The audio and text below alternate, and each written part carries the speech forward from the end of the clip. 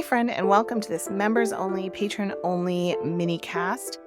This is a little mini-cast about Dorothy Josslyn. Dorothy Josslyn is somebody that I kind of just recently found out about, came across her in doing some other research, and she's really interesting. There's not a lot known about her, so until somebody does a really super deep dive into all the paperwork and tries to put more together about her, there's not a whole lot out there that's easy to access. But we're going to talk about what we do know about a fascinating woman. So Lady Dorothy Josslyn, formerly Gates, is a figure whose life illuminates the intricate web of England's aristocratic society. Born in 1512 into the affluent Gates family of Essex, Dorothy was the daughter of Sir Geoffrey Gates and Elizabeth Clopton. In 1524, she intertwined her destiny with that of Sir Thomas Josslyn through marriage, aligning herself with a prominent Hertfordshire and Essex family. Sir Thomas Josslyn was born around 1506. He wasn't that much older than her.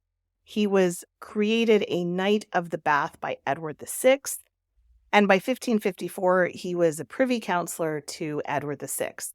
So that is Thomas Josslyn, and that's who Dorothy married. Now, she was brought up by a family of considerable status in her area, and that would have provided her with the education and demeanor necessary for a woman destined to navigate the highest echelons of society. By 1537, she was at court. That's where we have the first mention of her at court. She was part of the funeral procession for Queen Jane Seymour. Serving in this ceremonial role was a significant honor and testament to her family's influence and her own standing within the court. Participation in such a royal event not only would have elevated her visibility among the Tudor elite, but also underscored her reliability and respectability in handling sensitive court duties. Now, we don't know exactly how or when she arrived at court.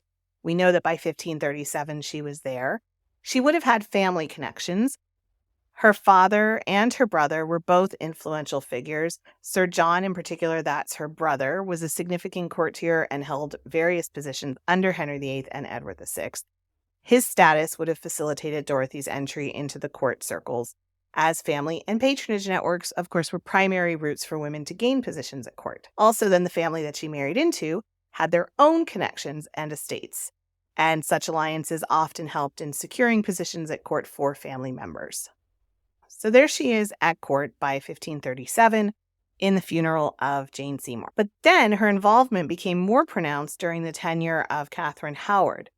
Katherine's brief and tumultuous time as queen began in 1540, providing Dorothy with both opportunities and challenges. Her service in Katherine's household was marked by a proximity to power that few could claim, but not without its difficulties. Correspondences from this period, particularly those exchanged with her brother Sir John Gates, reveal the complexities of her role. Katherine Howard's youthful indiscretion and the resultant atmosphere of intrigue and surveillance at court meant that serving her was a delicate balancing act. Dorothy's letters often expressed concerns about satisfying the Queen's expectations and temperament. In one such letter, she confided her worries about pleasing the Queen, saying, "I fear I shall scant content her grace."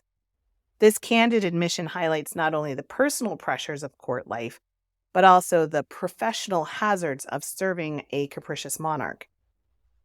Dorothy's tenure under Katherine Howard sharpened her skills in diplomacy and discretion, traits that were essential for survival and success in the Tudor court.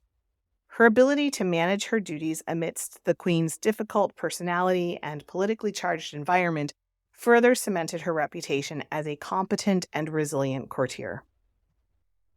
This early court involvement set the stage for her continued engagements with subsequent queens and her evolving role as a supplier and confidant within the royal circles. Dorothy Josslyn's adeptness at navigating the complexities of the Tudor court was not only evident in her ceremonial roles, but also in her entrepreneurial ventures.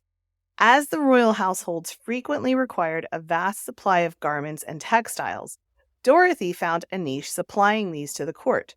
Historical records suggest that she possibly provided garments to Queen Catherine Parr, among others, leveraging her skills in needlework and her connections to secure a position as a supplier.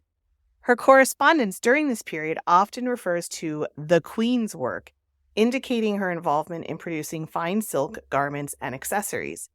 These references not only showcase her business acumen, but also her ability to meet the high standards required by the royal household. Dorothy's role at court extended beyond her business dealings. She skillfully used her court position to advocate for her family's interests and manage their estates, particularly during times of political and social upheaval. She was instrumental in recruiting soldiers for the war with France in 1544, demonstrating her influence and commitment to the crown's needs. Additionally, her letters frequently mention seeking favors from her brother and other influential figures, highlighting her strategic use of familial and courtly connections to secure wardships and land acquisitions, crucial for bolstering her family's status and security. With the ascent of Mary Tudor in 1553, Dorothy's visibility at court begins to wane. The changing political landscape, coupled with the execution of her brother, Sir John Gates, during the initial phase of Mary's reign, significantly impacted her standing. So John Gates was executed because he was deeply involved in the succession crisis of 1553. That's when Edward VI died, and we have Lady Jane Grey trying to become queen, or at least the people around her trying to make her queen. And John Gates was involved with that. In July of 1553, Gates actually led the troops of the royal household to East Anglia in the campaign against Mary I. He was arrested in Cambridge, and then he was tried in August of 1553. So, of course, with her brother having just been executed, Dorothy is going to kind of try to fade into the background, right? But she continued to manage her affairs with the same shrewdness that had characterized her earlier years. Her husband's will, written shortly before his death in 1562, left her a substantial portion of his estate, emphasizing her role as a key figure within their family. She drafted her own will in 1579, reflecting her meticulous nature and her continued focus on managing her resources effectively. She passed away in 1582. She was buried in Sawbridgeworth in Hertfordshire, and her will's execution further underscores her foresight in securing her family's future and her enduring legacy as a matriarch and businesswoman. Lady Dorothy Josslyn's life is a testament to the multifaceted roles played by Tudor women at the intersection of courtly service, business, and family advocacy. Her ability to serve multiple queens while simultaneously managing a business and her family's estate illustrates the dynamic capabilities of women during a period often dominated by, of course, male narratives. So there we have it, Lady Dorothy Josslyn. Hopefully you learned something about this fascinating woman. Did you know about her before? I would love to know. Thank you so much for listening. If you're listening to this, that means you are a patron or a member, and I am so deeply grateful to you. Thank you so much, and I will be back next week with another minicast. All right, bye-bye. Blow, northern wind, a scent will make me sweaty.